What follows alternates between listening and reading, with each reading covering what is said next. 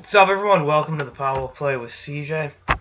So we're focusing on the little waiting game the Penguins and Minnesota Wild to a certain degree are playing with Matt Cullen, who has decided to take most of the off season to decide whether or not he will be playing hockey again next year, and where, for that matter, he'll be suiting up. Obviously, Cullen got his name on the Stanley Cup for the second time this past season, as he was, really a guy that, despite being a 39-year-old fourth liner, fit in very well with this Penguins team and definitely was a good voice in that locker room and did a lot of the, and it sounds cliche to say this, but a lot of the intangible things that helped that team win. And quite frankly, I don't know if they win the cup without Cullen doing his job, as Bill Belichick would say.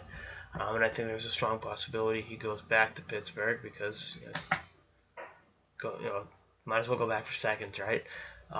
But going a step further with Minnesota, I don't think people realize when he first played for the Wild, he's from Minnesota, the proverbial hometown team, how beloved and appreciated he was by a lot of the younger guys in the room. And Charlie Coyle told me that a couple times. Nobody else name drops, NPD but KBD.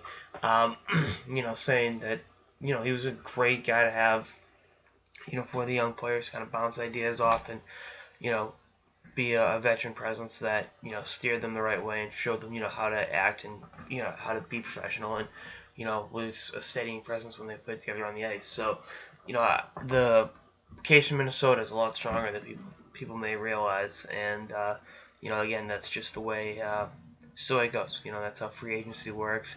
He'll have he can sign really wherever the hell he wants, but I think even though he'll be 40 this season, any team that's on the cusp could use a player of that caliber.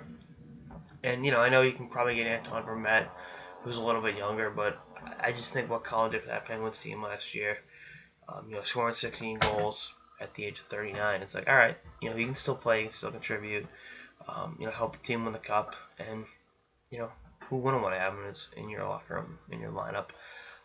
But it's essentially down to Pittsburgh and in Minnesota. So we'll see what happens. But again, he's a guy that I don't think gets the credit he deserves around the league for being just a phenomenal leader and guy to have around young players. So we'll see what happens. But anyway, that's all I got. Episode of the Power Play with CJ. Stay tuned for more episodes throughout the off season and beyond. Later, guys.